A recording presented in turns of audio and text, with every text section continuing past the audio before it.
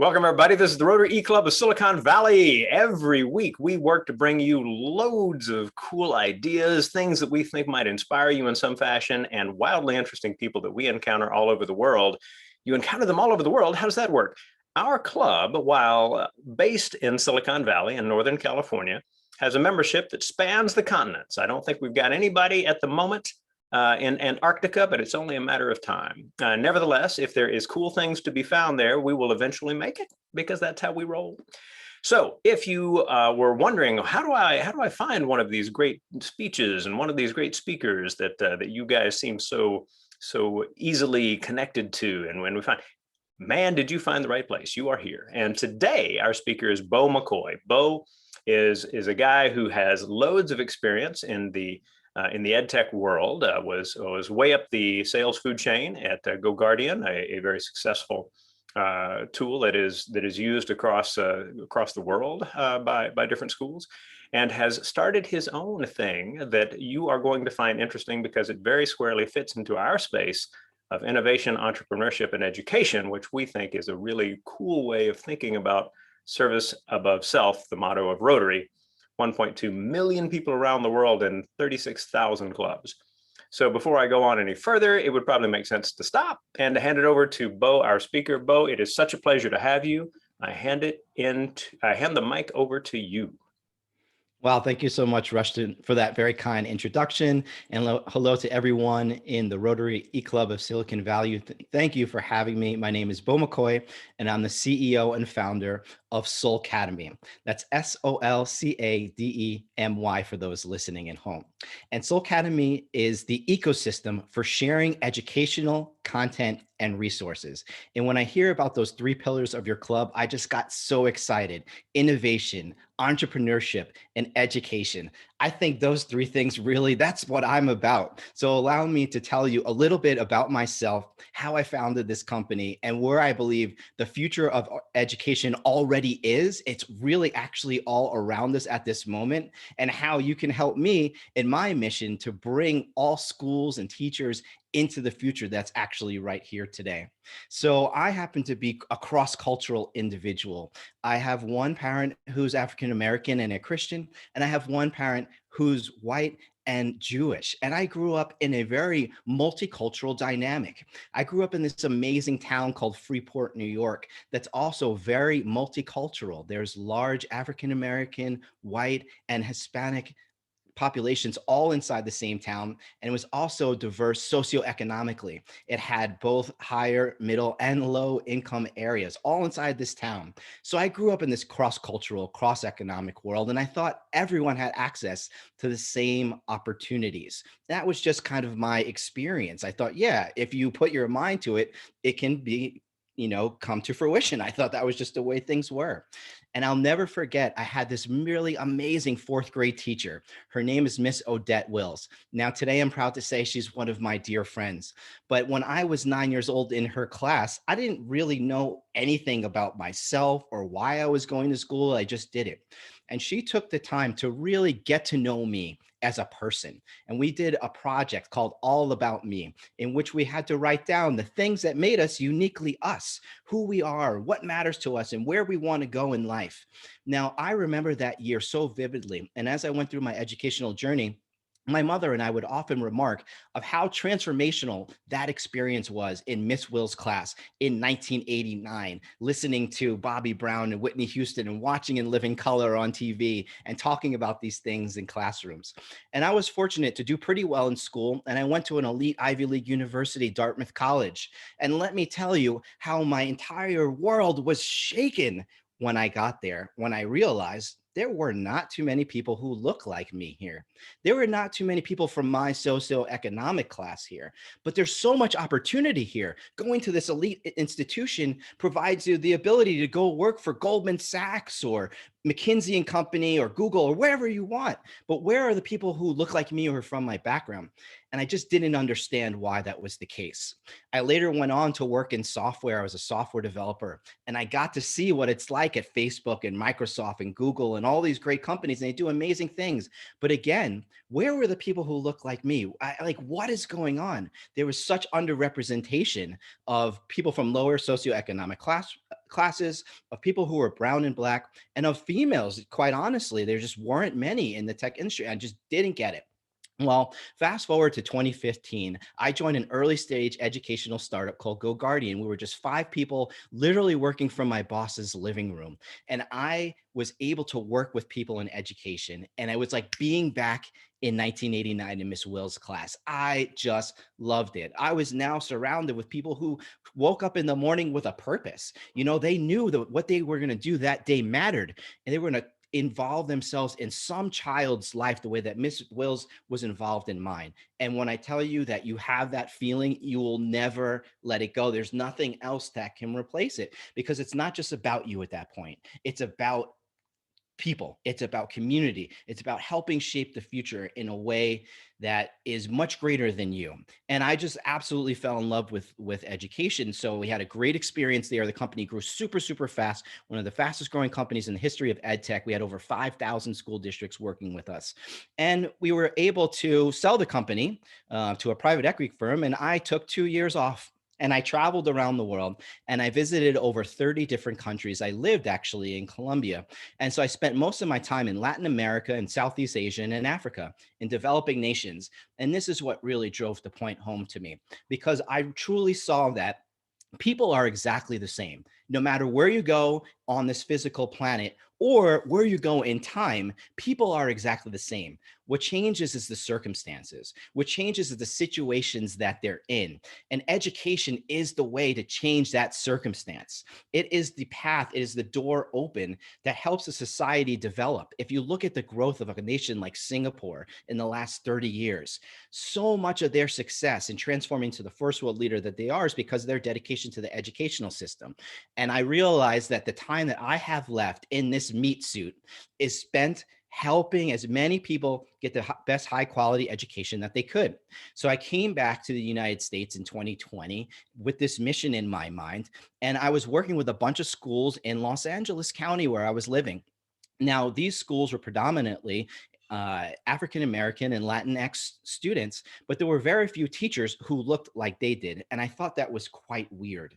Then when COVID happened, the disparity between those students and where I was working in the lower socioeconomic areas and where I was living in Santa Monica, which was predominantly white and Asian American, very affluent, was night and day. And I'll tell you, just as drastic as between the United States and the third world countries where I was traveling.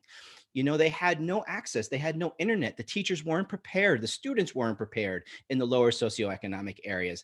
And where I was living, the students were doing better than ever. They had boosts in efficiencies. They were prepared. They loved online learning. And I said, I can't live in this world where I live between a first world country and a third world country, all along the 405 freeway in the space of about 5 exits. I can't do it. I have to do something about this. And I said, Beau, what can you do about this? And I remember this moment when I was in a high school in Compton, California, and there was a teacher, a science teacher. He was going through his lesson, and he's probably teaching to like 9th and 10th graders. I looked up at the class, and every single student was on their cell phone while the teacher was teaching. And it blew my mind. I said, I asked them after class, how can you teach in this environment? How do you do it when they're paying attention, they're on their phones? He said, well, Beau, what would you like me to do? Would you like me to tell them to put their phones down? Sure, they'll put them down, they'll pick them right back up. I said, okay, that's not going to work. Then he said, do we want me to take the phones away? I was like, do you know what happens when you take the phone away from a 13, 14-year-old kid nowadays? They go crazy. They can't handle it. So he's like, you have to learn to adapt. I said, you're absolutely right. You, the teacher, is learning to adapt. Now, how can we teach the entire education system and adapt it to this new world in which these children live in today, but the education system does not? Right? There's kind of like a parable. If George Washington Carver, the famous inventor from the 1800s, would to invent a time machine and come to 2021, the only thing that he would recognize between now and his time is the classroom. Right? It's really the only thing that hasn't evolved, but the students' behavior has evolved. They're spending between 12 and 15 hours every single day gaming and streaming content. It's only when they go to school that we ask them to step outside of that world and engage with someone person to person, sit down and listen to a lecture. They don't do that anywhere else in their lives. And so I saw this I saw a few disparities. Number one, the behavior that the students were doing, all they want to do is stream media. Number two, I saw the disparity in income between, if you have the income, you're doing great in online learning. And if you don't, you're doing basically nothing. And I saw the lack of cultural representation, right? And I said, how can we solve these three things? And the answer was very obvious. You take these amazing brown and black educators from all over the United States, from Miami, from Atlanta, from Chicago, wherever they are, and you get them to make short format videos. And those short format videos are instructional. So now the student who's on their phone anyway can play Fortnite, can do their TikTok dance, and then learn about the periodic table. It's so simple. And while they're doing it, they can learn it from somebody who looks like them. And you don't need to worry about providing device access because they're already on the devices, right? The problem's are already solved. You don't have to get them a laptop. You don't have to get them a Wi-Fi hotspot. Get them on the cell phone that they're already using. And so that's when I came up with the idea for SOLcademy. The SOL stands for Simple Online Learning. Education technology, there's way too much of it, but it has very low utilization. The average teacher has over 45 tech tools in her classroom. How many of those tech tools is she actually using to its optimal efficiency? Maybe one, maybe two, but she has 45. See, we've got this saturation of technology, but no one's actually using it to make their lives better. They're still spending a lot of time wasted trying to learn how to use things and being frustrated. So the concept is make something that's dead simple, that any teacher, regardless of their age, regardless of their technical ability, can go on and find the culturally responsive content that's going to speak directly to her students. See, students have a whole range of backgrounds in the United States. They speak different languages. They're from different countries. It's what makes our country so beautiful, is this cross-culturalism. And now you can find educational content that is delivered in the language that your students speak naturally, or just from the same culture that they speak, or the same music that they listen to. Now you can refer music to math and everything in that same way. And so we invite all teachers, all creators to make educational content in short format video lessons and upload them to SOLcademy, to share them with other students, to share them with other teachers, but most importantly, to share them with those parents. There are so many parents who want to help their children who have fallen behind in these past 14 months, and they don't know how because they're not professional educators. So that's where we're creating a marketplace for educators to create content and resources and share them with the parents and teachers who have the access to their students. Now, I'm a little tired because I was up at 1 o'clock in the morning last night speaking with a group in Lagos, Nigeria. And they have teachers and students who want to make content and share it with here in the United States. And I have a call coming up with a school in India, the same. We've broken down the barriers that used to exist. Those four walls of the classroom no longer exist. And now it's called decentralized education. Right? We're taking the concept of education and all the roadblocks that used to be providing disadvantages and slowing things down and removing them, connecting directly the educator and the learner. Wonderful, Beau. Thank you so much. I am excited for us to get into the conversation on this. I want to introduce the people we have as part of the recording. First of all, from our club in Atlanta is Tanya Martin, who also is the fearless leader of our programs team. So thank you, Tanya, for all the work you are doing. I am in San Jose, California. My name is Rushton Hurley. And from our sister club in the Rotary Club of Hawaii, that is Susan Sabo. And so Susan, thank you for getting up early to join us this morning as well. All right, so with that, what I want to do is I want to kind of jump in with a question that has to do with diversity in this respect. So clearly, you know, students who don't have that connection with teachers who have experienced similar things to them are missing something important about developing rapport with students. One of the things I really like about SOLcademy, SOLcademy also has this range of people that gives the child, the student, the opportunity to see a lot of people, right? So there's both a quality and a quantity kind of component to this that I am guessing is part of your vision for what's possible. So it's like, it's not simply that this teacher who is now teaching me looks like me. It's that there are 10 of these teachers, right? And I'm going to find the one that kind of connects with me, right? Am I in the ballpark on that one? Absolutely. At the end of the day, what I think is the most important thing is that joy of learning is sparked in the learner. Now, whoever can make it happen, that is the person that we need to connect to that student. Kamala Harris famously said, if a Black student has a Black teacher by second grade, they're 17% more likely to go to college. And if they have two, they're 33% more likely to go to college. And I love that. And what I also want to know is, if a white student has a Black teacher by second grade, how much more likely are they to? And if an Asian American student has a Black teacher, how much more likely are they to? And if a Black student has an Asian American teacher, how much are likely? And just really just break out the barriers, that linear thinking, right? Decentralize, connect students with teachers from all over the world. I just spoke with a teacher in Pakistan.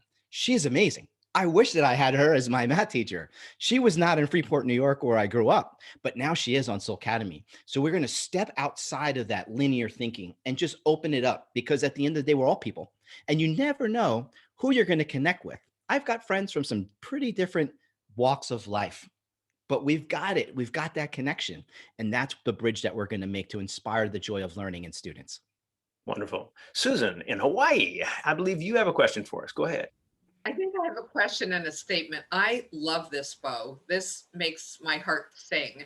I grew up pretty much hating school, hated it, got out as soon as I could, just because I felt all of the things you're talking about, and we didn't have cell phones way back in the dark ages. So I love that you're talking about kids connecting with their teachers. I think that's beautiful. When you said the teacher that said, what makes you uniquely you, I think is amazing.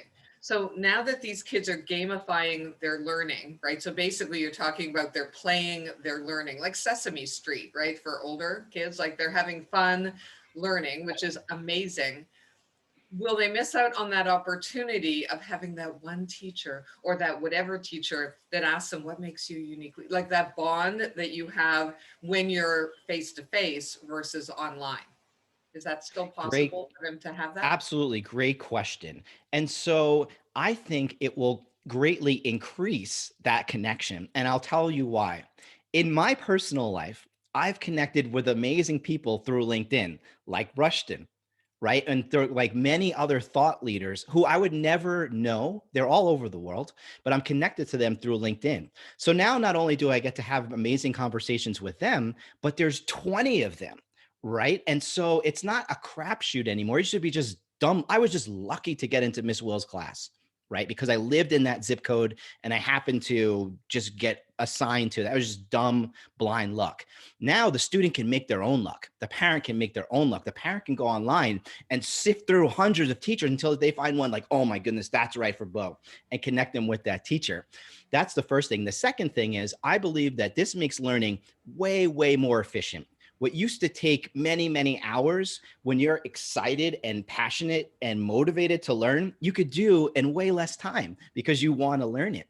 And so I think you're going to see a shift in time. You're going to see people learning things much, much faster and create a lot more time for the most important thing, which is relationship development and personal growth. And I think you're going to take the academic part and compress it way, way down. And then you're going to have this huge amount of time left over for that personal growth. And that's what I'm so very, very excited for. All right. Tanya in Atlanta, I believe you have a question. Yes, I do. And this may not even really apply to your business. This could be just kind of like education in general. Okay, so when you have, let's just say, a poor Black person who goes to this program or learns, who has good teachers, as you're talking about, they're bonding with the teachers. What is kind of like the long-term success? Let's say when they go off to college and they really don't have that model. Yes, a great question. So, how does this really translate to the real world is what Yes. I'm hearing. And this is what I've observed is really a generational difference. People from our generation, we're used to watching a TV show. I used to watch In Living Color, right? It was on Sunday nights at 9 p.m. on Fox, and everyone watched that TV show at the same time, and you were used to following someone else's schedule. Well, this younger generation is grown up watching stuff on YouTube and Netflix and everything on demand. So they're used to self-service. They're used to autonomy. They're used to control. And it is a very much a cultural shift, but they're already there. And that was kind of what I was alluding to in my opening remarks about the future is already existing. We've just got to bring education to it. These children are so motivated and self-driven compared to previous generations. It's absolutely incredible. I have no concerns at all about if you provide the educational resources to a young child today, if they'll be able to find them later. Not only do I think they'll be able to find them, but I believe that they'll be creating them, and they'll be creating them collaboratively. And why do I feel so confident in saying this? TikTok. Go on TikTok and look at the idea exchange that's already happening on best practices for playing Fortnite and all these different things that the kids are into. They're already doing this behavior. We've just got to get the bridge built into the education system so that it's not just all about entertainment and, enjoyment, which is great. Don't get me wrong, but there needs to be something, that's building them towards something greater, right? Helping them on their academic journey. And that's why I really feel confident in where they're headed. But great question. I really appreciate that. I like that you focus this on collaborative possibilities rather than kind of the traditional model that's all about competitive, right? Who ends up at the top of the class, what's your class rank, what all of those kinds of things. And especially you look at the last year. And over the last year, have students struggled? Yes. Wide variety of reasons, very complex. And there are students who have thrived in online learning, right? Maybe it's the lack of the bullying or the weird social dynamic in their school, whatever it might be. And so thinking about this suddenly much larger market of people who have a sense of the possibilities of online learning because they've watched their child thrive. And if the school goes back to what they were doing before, right? Now the parents are like, I don't want my kid going back to where the kid was not thriving. Now there's this opportunity to kind of tap into something new. For you, in a sense, this new awareness has made your timing pretty amazing, I guess. Or are you feeling that from talking with people and funders and folks like that? Absolutely.